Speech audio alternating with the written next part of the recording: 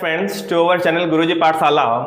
तो आज हम आपके लिए कक्षा 10 की कुछ महत्वपूर्ण प्रश्नों को लेके आए हैं जो आपके सन 2023-24 में यूपी बोर्ड की परीक्षाएं होने जा रही हैं, उसमें आपके लिए बहुत मदद करेंगी। तो समय न बर्बाद करते हुए आइए हम अपने क्वेश्चन को देखते हैं। आपको करना क्या है, आप भी एक कॉपी ले लीजिए और देखिए कि आपकी तैयारी कैसी चल रही है ना। और जो मैं क्वेश्चन यहाँ पे कराने जा रहा हूँ आप उसको अटेम्प्ट करिए और देखिए कि कितने नंबर आ रहे हैं आपके। यहाँ पे मैंने कुल टोटल 10 क्वेश्चन दिए हैं आपको। अगर 10 में से आपका 8 नंबर आ पा रहा है तो इसका मतलब है कि आपकी तैयारी ठीक चल रही है। अगर नहीं आ पा रहे तो इसका मतलब आपकी तैयारी में थोड़ी गड़बड़ है, अभी और आप थोड़ी मेहनत करिए, है ना। तो आप करना क्या है, कॉपी ले लीजिए, तुरंत पेन ले लीजिए हाथ में, और जब मैं इनको बताने जा रहा हूँ इनको आप तुरंत ही मुझसे पहले या मेरे साथ ही आप इनके आंसर अपनी कॉपी पे नोट करिए, है ना। चलिए शुरू करते हैं।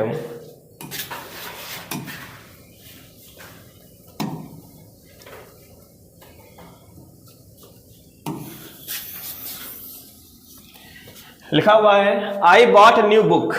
लिखा हुआ है आई बॉट न्यू बुक। आई मतलब मैंने, बॉट मतलब खरीदी, अ न्यू बुक मतलब नई किताब। मैंने नई किताब खरीदी है। देखिए यहाँ पे जो ए है, ठीक है, वो दूसरे कलर से है, तो आपको बताना है कि ए क्या है ना।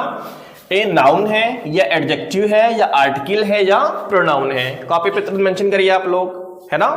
अब देखिए ए जो है, ए है आर्टिकल। क्या है? आर्टिकल। ए, एन और द ये होते हैं आर्टिकल, है ना। तो जो ए और एन होता है वो होता है कैसा? इनडेफिनिट आर्टिकल, और जो द होता है वो डेफिनिट आर्टिकल। तो यहाँ पे ए क्या है? ए आर्टिकल है ना। उम्मीद करते हैं कि आपका ये वाला जो प्रश्न है ये सही हुआ होगा। चलिए दूसरे पे देखते हैं। लिखा हुआ है Reena buys an old book. लिखा हुआ है रीना खरीदती है एक पुरानी किताब, है ना। तो चलिए फिर तुरंत लिखिए, नाउन है या प्रोनाउन है या एडजेक्टिव है या आर्टिकल है। तुरंत लिखिए। सुनिए, ये लिखा हुआ है ओल्ड। ओल्ड मतलब पुराना, और ये किसकी विशेषता बता रहा है? बुक की, है ना। और बुक क्या है? बुक है नाउन। तो नाउन या प्रोनाउन की जो विशेषता बताता है, नाउन या प्रोनाउन को जो डिटरमाइन करता है वो क्या कहलाता है? एडजेक्टिव, है ना। तो ये क्या है? एडजेक्टिव है। तो आपके कम से कम यहां से 2 नंबर तो सही होने चाहिए। ऐसा क्वेश्चन जरूर आ जाएगा जो पार्ट ऑफ स्पीच से आएगा, है ना। तो पार्ट ऑफ स्पीच आपको रेडी रखने हैं। चलिए आगे की ओर बढ़ते हैं।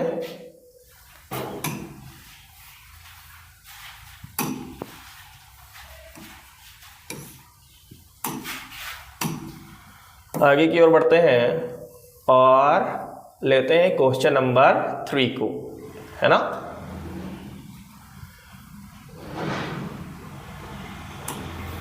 लिखा हुआ है who was the ruler of the Mars. Who मतलब कौन, वॉज मतलब था, द रूलर मतलब शासक, ऑफ द मार्स मतलब मार्स ग्रह का, मंगल ग्रह का। मंगल ग्रह का शासक कौन था, है ना। तो ये आपके में एक वो है लेसन है जिसका नाम है the book that saved the earth. किताब जिसने पूरी पृथ्वी को बताया। बहुत ही फनी स्टोरी है। अगर आपने अभी तक इसको नहीं पढ़ा है तो इसको पढ़िए और उसका जवाब दीजिए। फिलहाल के लिए आप अपनी कॉपी में तुरंत लिखिए इसका जवाब। लिखा हुआ है हु मतलब कौन, वॉज मतलब था the ruler of the Mars. Mars का रूलर, मार्स का शासक कौन था? ऊप था या थिंक टैंक था या ओमेगा था या आयोटा था, है ना। तो कौन था? तो जो मार्स का शासक होता है, रूलर होता है, वो होता है the great and mighty think tank, है ना। कौन होता है? The great and mighty think tank, जिसका जो शेप होता है वो अंडे के जैसा होता है। वो अपने आप को बहुत ज्यादा बुद्धिमान समझता है, वास्तव में होता नहीं है ना। तो ये अगर आपने लेसन नहीं पढ़ा है तो इस लेसन को पढ़िए, क्योंकि इधर से आपके क्वेश्चन आंसर जरूर आएंगे। फिर लिखा हुआ है व्हाट वाज द भोली रियल नेम।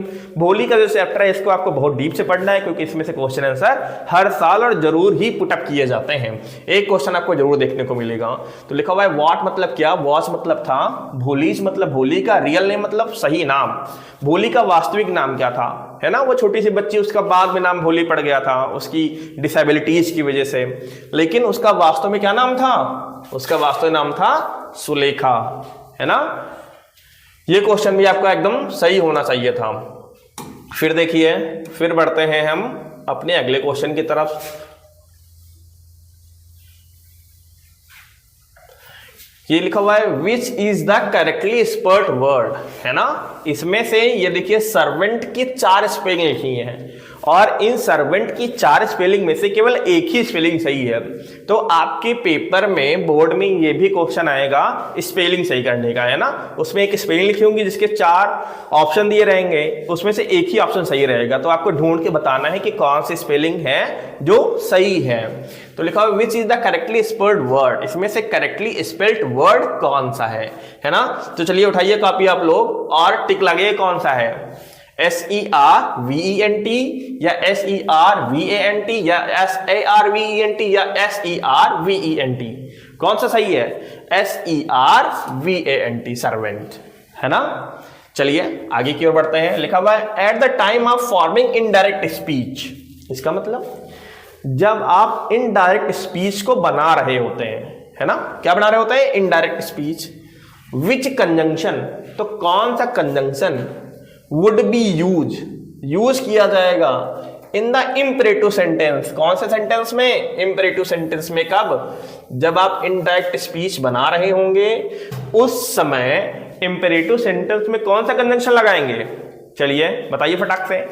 देखिए ये लिखा हुआ है दैट, ये लिखा हुआ है इफ, टू या क्वेश्चन वर्ड, कौन सा लगाते हैं, इसमें लगाते हैं टू, है ना। कौन सा लगाते हैं, इंपरेटिव सेंटेंस को जब हम इनडायरेक्ट स्पीच में फॉर्म कर रहे होते हैं तो हम लगाते हैं यहाँ पे कौन सा कंजंक्शन, टू लगाते हैं, है ना। दैट कब लगाते हैं, दैट लगाते हैं जब असर्टिव नेगेटिव होता है तब। इफ कब लगाते हैं, जब इंट्रोगेटिव सेंटेंस का यस नो टाइप होता है तब कंजंक्शन लगेगा इफ, और इंट्रोगेटिव सेंटेंस का अगर WH टाइप सेंटेंस है तो लगेगा क्वेश्चन वर्ड ही उसका लग जाता है ना।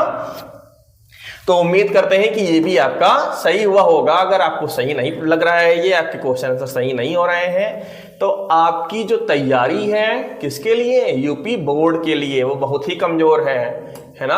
तो आपको भी और मेहनत और ध्यान देने की जरूरत है। ऐसे ही हम वीडियो आपके लिए लाते रहेंगे। आपको करना क्या है, गुरुजी पाठशाला को लगातार शेयर करना है, सब्सक्राइब करना है, और आप क्या करिए, आप ये जो मैं बता रहा हूं इसको अपने दोस्तों को भी भेजिए और उनसे भी स्कोर चेक करिए कि आपका कितना स्कोर आया है और उनका कितना स्कोर आया है। इससे पता चल जाएगा कि आपका लेवल क्या है और दूसरों का लेवल क्या है। फिर लिखा हुआ है who is the author of the poem fog, आपके में एक पोएम है फॉग, है ना।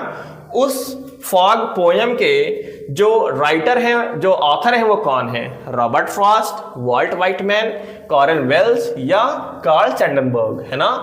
तो इसके लिए आपको क्या करना है, जितने भी पोएम है आपकी, जितने भी चैप्टर हैं आपके, उन सबके आपको ऑथर, राइटर, कंपोजर, ये सब आपको याद कर लेने हैं। यहां से भी एक क्वेश्चन आने की संभावना रहती है।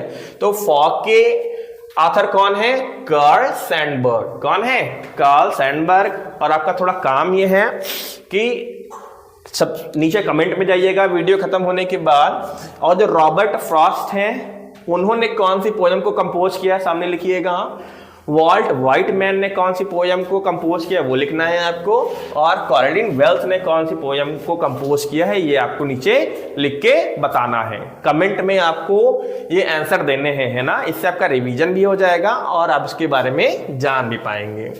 फिर लिखा हुआ है to go market I every day, the correct punctuation. देखिए पंक्चुएशन आपकी आनी है, तो इसमें से आपको 4 सेंटेंस दिए हैं, इसमें से एक सेंटेंस सही होगा, इसको पंक्चुएट करना है आपको, है ना। रीऑर्डरिंग करनी है, क्या करनी है, रीऑर्डरिंग करनी है इसकी, है ना। पंक्चुएट नहीं करना है, इसको क्या करना है, रीऑर्डर करना है। देखिए इसको क्या करना है, इसको रीऑर्डर करना है ना। इसको रीऑर्डर करना है भैया आपको। तो देखिए सबके लास्ट में फुल स्टॉप लगा हुआ है ना। मतलब असर्टिव सेंटेंस हो सकता है, और क्या हो सकता है, इंपरेटिव सेंटेंस हो सकता है ना, ऑप्टेटिव सेंटेंस हो सकता है। लेकिन देखिए यहाँ पे क्या दे दिया गया है, यहाँ पे सब्जेक्ट दिया गया है। अगर इंपरेटिव सेंटेंस होता तो इंपरेटिव सेंटेंस में क्या नहीं लगता है, सब्जेक्ट नहीं लगता है।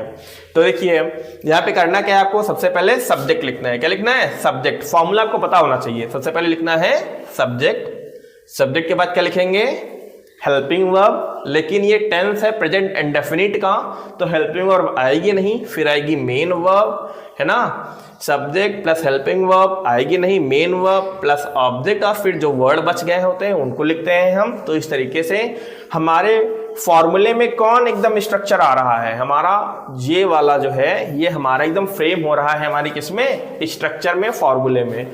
तो क्वेश्चन नंबर 8 का नंबर 3 जो है वो एकदम सही है ना। फिर आते हैं अपने अगले क्वेश्चन की तरफ। क्वेश्चन नंबर 8 हो चुके हैं, अब 2 ही क्वेश्चन बाकी हैं और आपको ये दोनों क्वेश्चन एकदम सही करने हैं, है ना, ताकि जो आपका स्कोर है वो ठीक आ सके। चलिए आइए आते हैं। लिखा हुआ है they the shop yesterday, fill the correct verb. यहाँ पे करेक्ट वर्ब भरनी है आपको, टेंस पहचान के करेक्ट वर्ब भरनी है ना। चलिए कॉपी है आपके पास, फटाफट लिखिए। देखिए ये लिखा हुआ है यहाँ पर यस्टरडे, क्या लिखा हुआ है, यस्टरडे मतलब बीते हुए कल की बात कर रहे हैं, मतलब पास्ट टेंस की बात कर रहे हैं। और पास्ट टेंस की बात कर रहे हैं तो यहाँ पे कॉन्टिन्यूअस हो नहीं सकता है, क्योंकि इन्होंने देखिए क्या नहीं लिखा हुआ है, नीचे ना तो आईएनजी की फॉर्म दी है और ना ही उसकी कोई हेल्पिंग वर्ब लगाई है।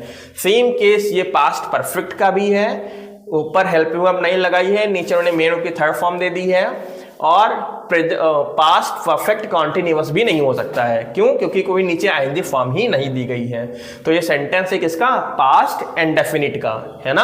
तो पास्ट इंडेफिनिट का सेंटेंस है, पास्ट इंडेफिनिट का कौन सा है, अफर्मेटिव। तो पास्ट इंडेफिनिट के अफर्मेटिव में हेल्पिंग वर्ब नहीं लगती है, क्या लगती है, मेन वर्ब। और मेन की कौन सी फॉर्म, सेकेंड फॉर्म, है ना। चाहे जो भी सब्जेक्ट हो, पास्ट इंडेफिनिट में अफर्मेटिव सेंटेंस में सभी सब्जेक्ट के साथ हम मेन वर्ब की कौन सी फॉर्म लगाते हैं, सेकेंड फॉर्म। तो इसका आंसर सही होगा वेंट।